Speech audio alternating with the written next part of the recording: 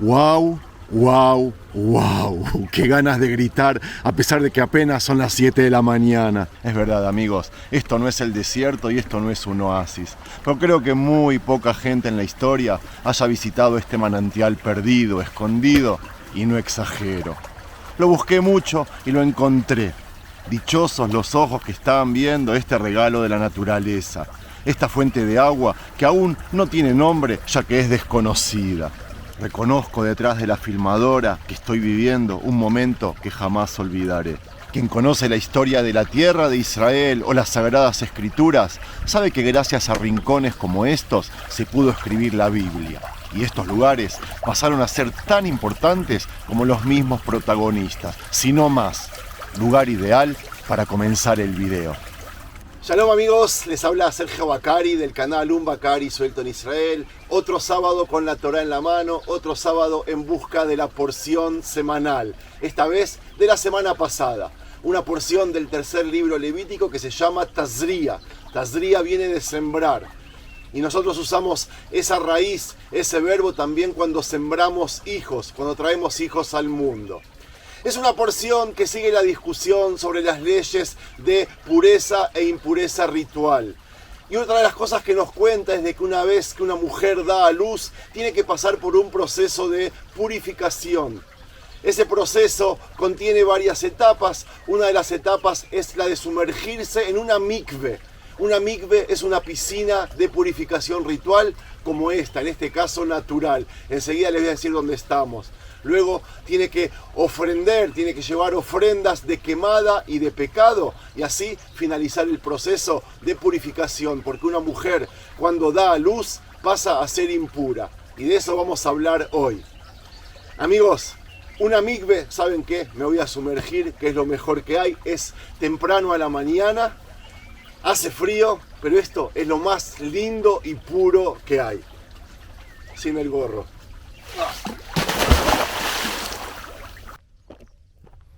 Este es el sendero que vamos a recorrer, aquí comenzamos, va a ser un paseo hermosísimo por la naturaleza.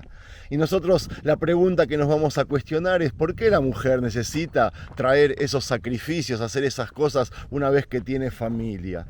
Nosotros podríamos entender si tuviera que hacer un sacrificio para dar las gracias, para agradecer por el nacimiento del bebé. Pero no es eso lo que se le ordenó.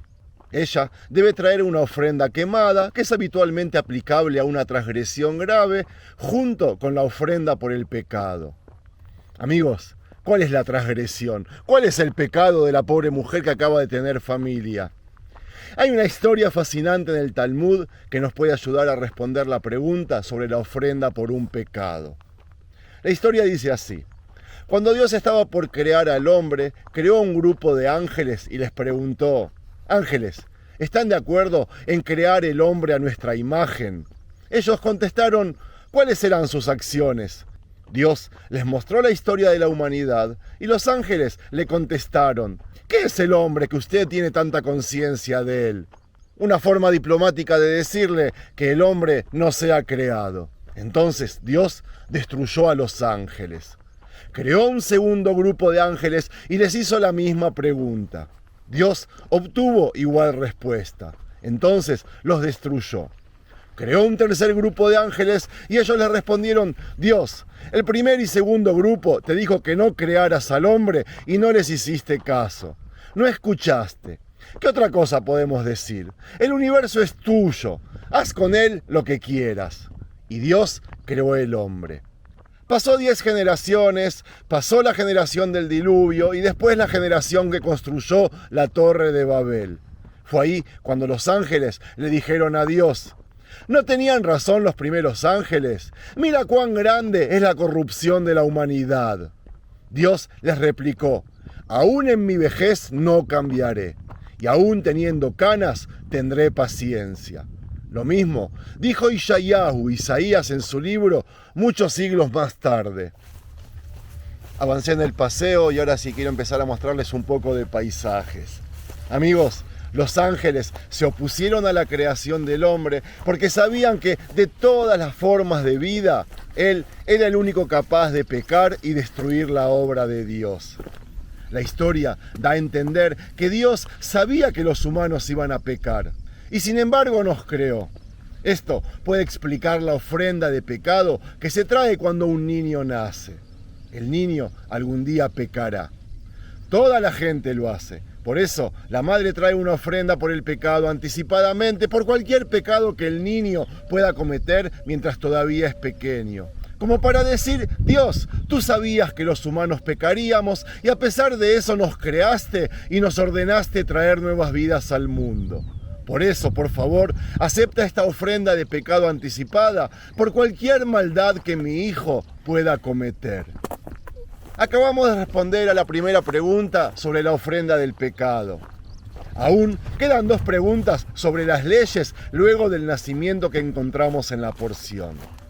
¿Por qué la madre de un recién nacido es considerada impura? Y la segunda, ¿por qué debe traer una ofrenda quemada adicional a la ofrenda del pecado que acabamos de discutir? Las palabras tamé o impura y tahor o pura se refieren a la condición espiritual de la persona, tal que no le está permitido entrar al tabernáculo o al templo. El tabernáculo y más adelante el templo simbolizaba la presencia de Dios en el ámbito humano. Pero estos eran solo símbolos, porque en el monoteísmo Dios está de todas formas en cualquier lugar. El simple concepto de lugar y tiempo en relación con Dios es siempre metafórico, por supuesto. No es que Dios esté en ese espacio, en el templo o en el tabernáculo, en lugar de otro, sino que nosotros como seres humanos sentimos su presencia allí más que en otro lado. Algo parecido a lo que les contaba el viernes mientras visité el Muro de los Lamentos o el Muro Occidental. No es que Dios esté ahí, pero nosotros los judíos sentimos que ahí está su presencia y por eso sentimos lo que sentimos cuando nos acercamos a ese lugar. Amigos, Dios es eterno, Dios es espiritual. Nosotros y el universo somos entes físicos y cualquier elemento físico está sujeto a nacimiento, crecimiento, declinación, deterioro y sí, también muerte. Y estas por consecuencia son las cosas que hay que excluir del santuario si deseamos tener la experiencia de estar parados en presencia de Dios, de la eternidad. Por lo tanto, lo que nos impide entrar en lo sagrado es cualquier cosa que nos recuerde a nosotros o a otros de nuestra mortalidad. El hecho de que hemos nacido y algún día moriremos. El contacto con la muerte o mismo con el nacimiento tiene este efecto. Ambos, por lo tanto, impiden el acceso al ámbito de lo sagrado de la persona que ha tenido ese contacto. Esto incluye a quienes han estado en contacto con la muerte y una madre que ha dado a luz. Sobre la ofrenda quemada voy a contarles en otro paisaje y ahí voy a concluir el paseo. Vamos. Y ahora vamos a hablar sobre la ofrenda quemada. Esta ofrenda es un recuerdo al sacrificio de Yitzhak, a la ligadura de Yitzhak y del animal sacrificado como ofrenda quemada en lugar de él. La ligadura de Yitzhak fue considerada en el mundo antiguo como protesta contra el poder absoluto de los padres sobre sus hijos, patria potestas, como era llamado en el derecho romano. Esencialmente, los hijos eran considerados propiedad de sus padres. El padre tenía el poder total y legal sobre su hijo, aún al extremo de la vida o de la muerte. Es uno de los motivos por los cuales el sacrificio humano estaba tan difundido en el mundo antiguo. La Torá hace un comentario implícito al respecto al nombrar al primer hijo de Eva, Caín, del hebreo propiedad, al decir, he adquirido un hijo a través de Dios. En este caso el texto da a entender que tratar a un hijo como posesión podría convertirlo en asesino. La narrativa de la ligadura de Yitzhak constituye una afirmación para todos los tiempos de que los padres no detentan la posesión de sus hijos. Toda la historia del nacimiento de Yitzhak transita en esa dirección. Nació cuando Sará ya había entrado en la menopausia y por lo tanto incapaz de dar a luz en forma natural. Yitzhak, amigos, fue claramente un regalo especial de Dios. Siendo el primer niño hebreo, sentó el precedente para todas las generaciones futuras. Y la ligadura de Yitzhak definió que los hijos pertenecen a Dios. Los padres son meramente sus guardianes. La historia de la ligadura de Yitzhak no es que sea un poco oscura porque damos por sentado que los niños tienen su propia identidad legal y derechos, pero esta es, de hecho, una proposición moderna. En el derecho romano de la antigüedad, el principio de patria potestas significaba que los hijos eran propiedad de sus padres, quienes tenían el derecho legal de hacer con ellos lo que quisieran, incluso darles muerte. En la época victoriana, los activistas sociales debieron trabajar muy duro para reducir la brutalidad del trabajo infantil, donde niños eran enviados a minas o trabajaban largas horas en cualquier fábrica. Solo cuando tomamos este trasfondo en consideración, podremos empezar a comprender que la ligadura de Yitzhak es la forma en que Dios le enseñó a Abraham que la patria potestas no tiene lugar en el judaísmo.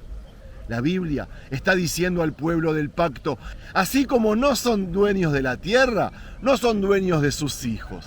Entonces, ahí nace la idea bíblica de padre educador en oposición a padre dueño. Lindo, ¿verdad? Esto mismo es lo que pretende significar la Biblia cuando habla de Dios como Padre. Dios es un Padre no intervencionista. Durante los primeros años de la historia de su pueblo, intervino para liberarlos de la esclavitud. Pero a medida que maduraban, Él, Dios, también pasó de ser un Padre dueño a un Padre educador. Amigos, Dios no hace nuestra labor por nosotros, porque Dios mismo acata las leyes que Él mismo nos dio.